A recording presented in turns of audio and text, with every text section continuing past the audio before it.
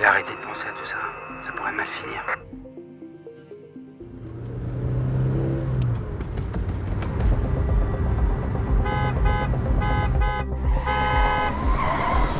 Ça pourrait mal finir. Et arrêtez de penser à tout ça. C'est un thriller psychologique, c'est un drame familial sous fond de cybercriminalité. Ça, c'est vraiment voilà, la toile de fond. C'est l'histoire d'une femme qui perd son mari, qui se retrouve seule à élever son enfant dans un monde où la technologie est partout. Et qu'est-ce qui se passe quand un jour cette technologie se retourne contre vous? Qu'est-ce qu'on fait pour se protéger, pour protéger les gens qu'on aime? Et donc c'est cette femme qui va se retrouver à vivre une aventure extrêmement intense avec son fils et qui va développer une force surhumaine pour le sauver. Moi, ce qui m'a attirée dans ce rôle, c'est sa complexité, c'est son trajet. On découvre au début de cette série une femme quasiment morte intérieurement, qui survit, qui n'a pas fait le deuil de son histoire d'amour, qui n'a pas fait le deuil de l'avenir qu'elle avait imaginé, qui est incapable de s'occuper de son fils qu'elle aime tellement fort mais qui n'y arrive pas, qui du coup se sent coupable. Donc elle est victime de ce qui lui arrive, elle est coupable en même temps de se sentir victime et de ne pas réussir à sortir de cet état. Donc il y a quelque chose de très complexe au départ dans cette histoire que j'avais vraiment envie d'aller expérimenter. Et puis, il y a tout ce trajet de quand d'un coup, on décide qu'on n'est plus une victime, quelle est la force et l'énergie qu'on doit générer pour renaître? Qu'est-ce qu'on va aller chercher en soi pour aller faire ce chemin de rédemption? Moi, c'est un travail que je fais au quotidien, c'est cette quête de vérité de soi et forcément aller la raconter devant l'écran, quelle que soit l'histoire, quel que soit le chemin qu'on prend. Mais cette libération intérieure, moi, ça me passionne au quotidien. Donc forcément, dès que je peux aller raconter ça devant la caméra, je suis très heureuse.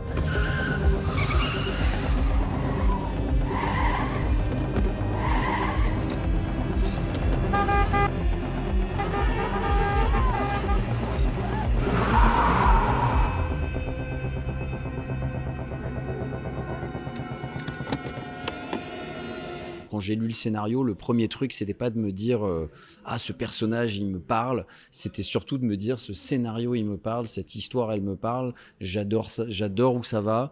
J'ai lu avec beaucoup d'intérêt chaque épisode, d'un trait les 6 épisodes.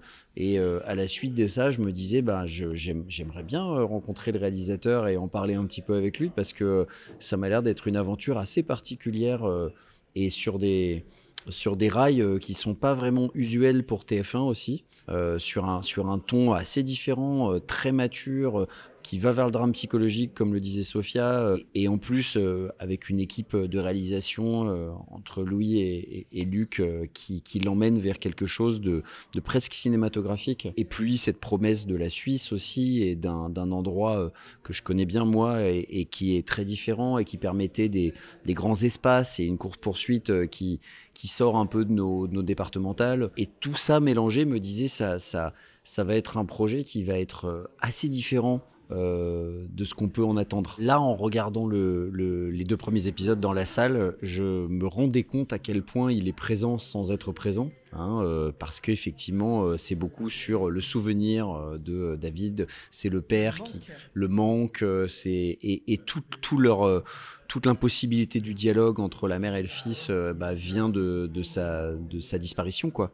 Après, on va le revoir par beaucoup de flashbacks par la suite et qui vont donner un peu des clés de qu'est-ce qui s'est passé vraiment au moment de sa mort.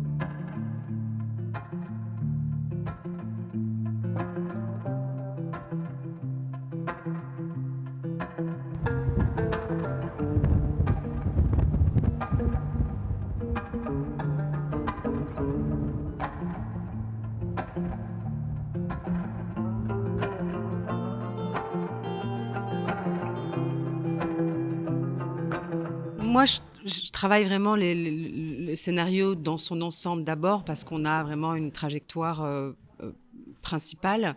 Mais après, moi, c'était vraiment les différentes facettes du personnage qui ont été vraiment importante pour moi dans le travail. Donc vraiment, je me suis vraiment concentrée sur toute cette Julia que j'allais devoir incarner, me plonger à chaque fois, corps et âme, dans, dans, dans ce moment de vie que je raconte. Donc quand on est avant, d'être à fond dans cette Julia heureuse, épanouie, et puis quand on arrive après ce drame, d'être à fond dans cette Julia absolument éteinte intérieurement. Donc c'était vraiment plus ce travail de facettes. Et puis après, l'invisible, ce que ça génère, c'est le stress, c'est la peur, c'est l'angoisse. Moi, je me suis dit, je vais aller traverser des moments intérieurs très forts, douloureux, parce que c'est ce que ça provoque quand on se bat contre un ennemi invisible. Donc je me suis dit, ça va être vachement sympa sur le tournage parce que je vais être bousculée par des émotions très fortes.